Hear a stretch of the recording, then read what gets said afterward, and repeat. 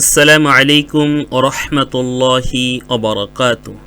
সম্মানিত দিনী ভাই ও বোনেরা, আপনাদেরকে কোরআন শিক্ষার এই অনন্য আয়োজনে স্বাগতম। আজকে আপনাদের জন্য নিয়ে এসেছি কোরআন শিক্ষার একটি ভিডিও ক্লাস।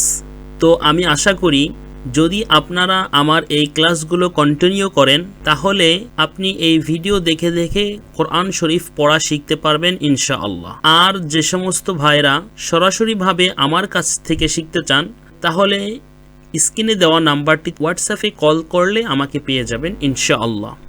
তো চলুন কথা না বাড়িয়ে আজকের এই ক্লাসটি শুরু করা যাক। আউযু বিল্লাহি মিনাশ শাইতানির রাজীম। বিসমিল্লাহির রহমানির রহিম। আজকে আমাদের যে ক্লাসটি আমরা এখানে নিয়ে এসেছি এটি হলো আরবি হরফ সম্পর্কে। আজকে আমরা আরবি হরফ সম্পর্কে জেনে নিব।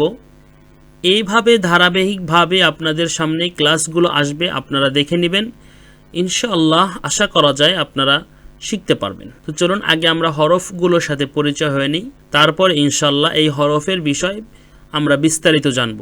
তো জানার আগে আরেকটি কথা, সেটি হলো যদি আপনি কোরআন শরীফ পড়া শিখতে চান তাহলে আপনাকে অবশ্যই 4টা নিয়ম শিখতে হবে। 4টা নিয়মের মধ্যে সর্বপ্রথম যে নিয়মটা সেটা হলো আপনাকে হরফের পরিচয় জানতে হবে।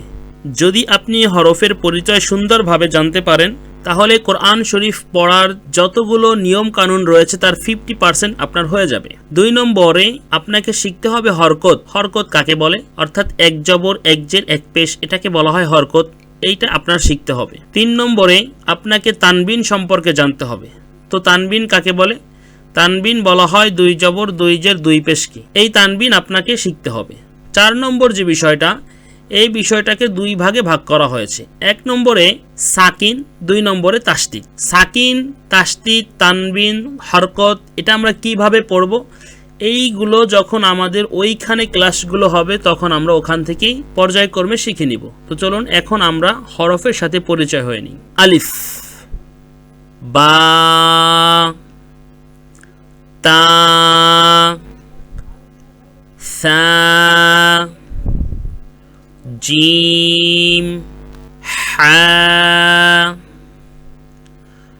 হা, খ, দাল, জাল, র,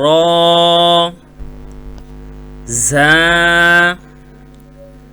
সিন, শিন, صاد ضاد طا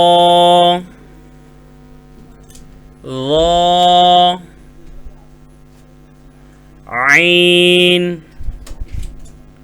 غين فا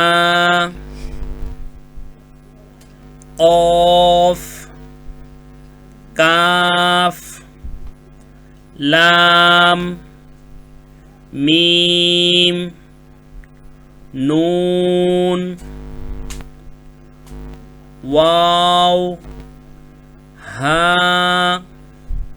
হামজা, ইয়া, ইয়া।